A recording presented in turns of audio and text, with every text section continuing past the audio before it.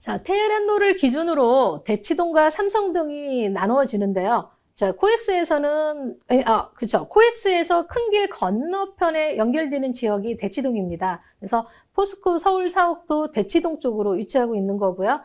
대치동을 이렇게 대략적으로 한번 보게 되면, 뭐 가장 중요한 게 학원가겠죠. 제가 초반에도 말씀드렸던 것처럼 학원가와 그다음에 아파트들이 가장 많이 밀집되어 있는 교육열로 얘기하면 또 높은 핫한 지역 중에 하나예요. 우리나라 전국 곳곳에 교육열 높은 지역들 참 많아요. 강북에도 많이 있고요. 지역별로 다 있어요. 강서, 강북, 강남 다 있는데, 그 중에 이제 강남 쪽에 또 핫하게 있는 지역, 밀집되어 있는 지역이 또 이 대치동이 아닌가 싶습니다. 그래서 학원은 이런 서울 사교육들이 중심으로 있기 때문에 학원들이 많이 몰려 있고요. 그 다음에 실제적으로 입시 시즌에 보게 되면 캐리어 끌고 다니는 학생들이 꽤 있어요. 저도 지금 아이를 키우고 있는 그 학부모 입장에서 간혹 저녁에 이제는 아이를 데리러 갈 때 보면 정말 상상을 초월할 정도의 밀려요. 그래서 자, 대치동의 고가 아파트들이 또 가장 또 많이 좀 핫하게 좀 변하고 있는 데가 양재천변이거든요. 이 양재천변 쪽으로 많이 좀 분포가 되어 있고, 양재천이 우리가 생길 때 또 굉장히 또 말이 많았었죠. 2000년대 초반에 도곡동에 타워팰리스 할 때 그 주변에 많은 그 항이들이 있었을 때 약간 위로하는 차원의 또 시설이 설치가 된 게 양재천이었습니다. 그래서 양재천이 100억이 넘는 우리 또 북쪽으로 가게 되면 청계천 잘 돼 있잖아요. 그냥 그거는 국가 사업이었는데 이 청계천처럼 비슷한 많이 비슷하게 가려고 많이 노력을 했다고 해요. 그래서 양재천이 어쨌든 지금 현재 상황에서는 그쪽 지역에 사시는 분들이 가장 좋아하는 천변 중에 하나가 아닌가 싶습니다.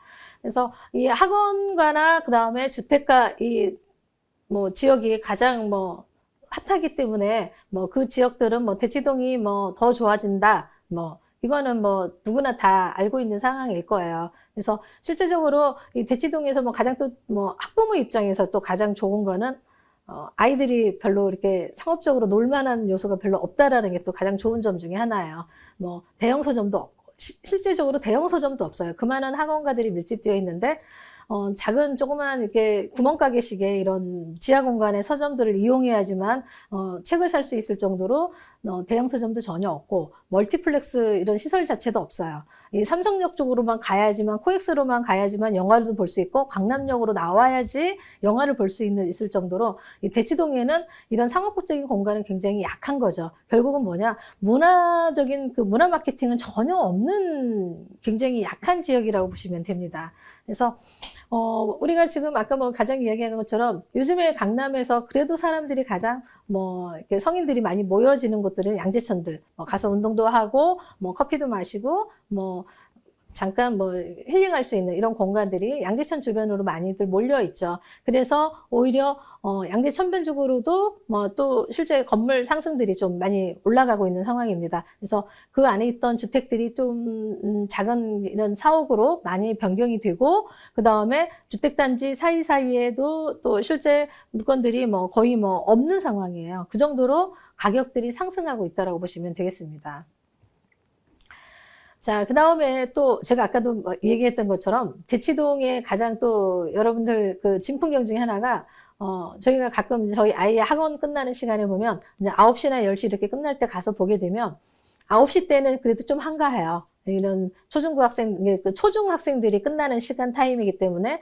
그래서 그 시간에는 주차하기도 조금 수월하고 한데 10시가 넘어서면요, 정말 도로 차선에 5차선 한쪽 5차선 도로에 2차선까지 차가 질비하게 서 있습니다. 그래서 차 주차대가 보면 엄청나요. 그래서 실제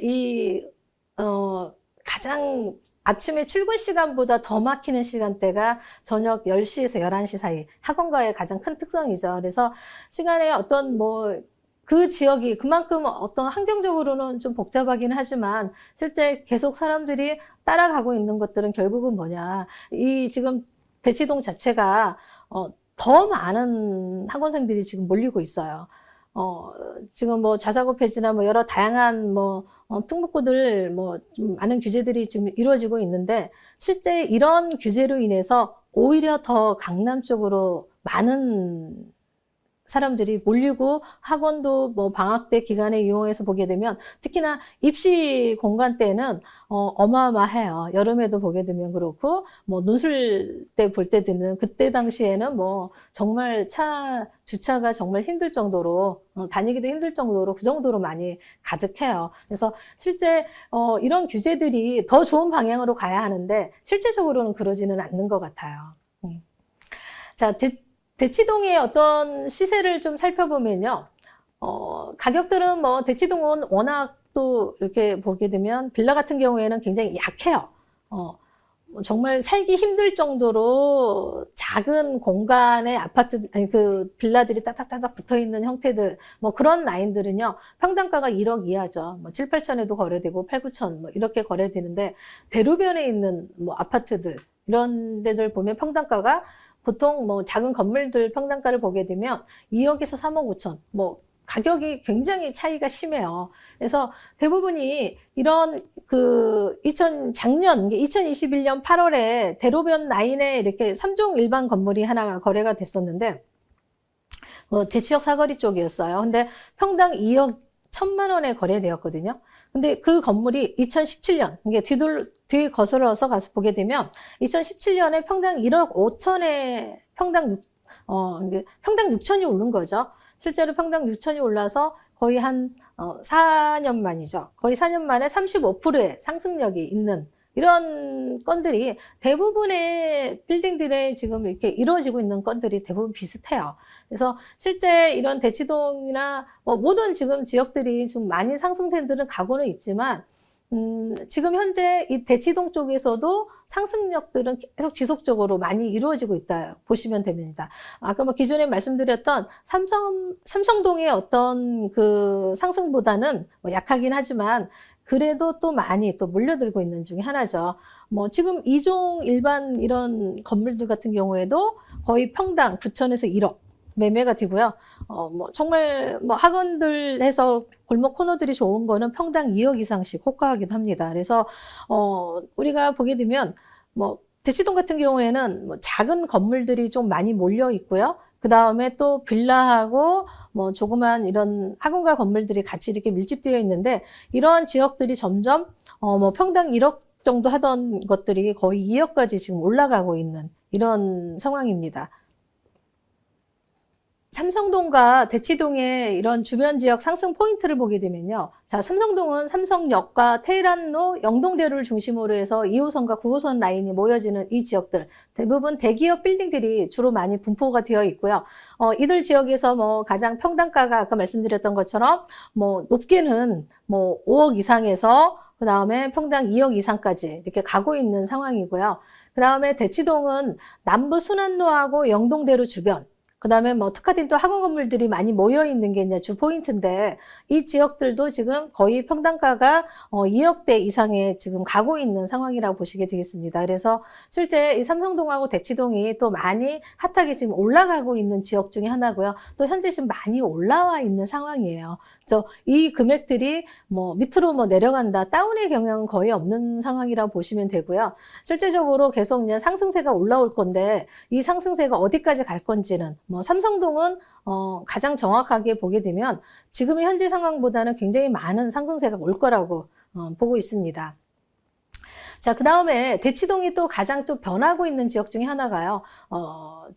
강남은 제가 말씀드렸던 것처럼 거의 50년 동안 계속 지속적으로 형성되고 있는 도시예요. 그렇기 때문에 그 기존에 있는 건물들이 다시 재건축되어야 하고 재개발되고 있는 것들이 굉장히 많거든요. 그래서 지금 현재 대치동에서도 또 가장 또 크게 변화가 되고 있는 거가 새로운 재건축되고 있는 건물들이에요. 뭐 대부분이 다 학원가 건물이에요. 뭐 우리가 뭐 가장 크게 뭐 지금 현재 눈에 띄게끔 크게 건물로 들어오게 있는 게 강남 대성학원인데 이 지역에서도 보게 되면 그 건물을 중심으로 해서 또 많은 또 조금씩 이루어지고 있는데요. 실제 이런 큰 건물들이 들어서게 되면 가장 기존에 작은 규모의 소규모의 이런 학원들이 또 밀려나게 되는 거죠. 뭐 대기업의 프랜차이즈 업종이 들어오게 되면 뭐 작은 소상인들이 또 밀려나는 것처럼 똑같은 상황입니다. 대치동에서도 이런 큰 대형 학원들이 들어오면서 실제 작은 학원들이 다시 또 골목골목 들어가면서 실제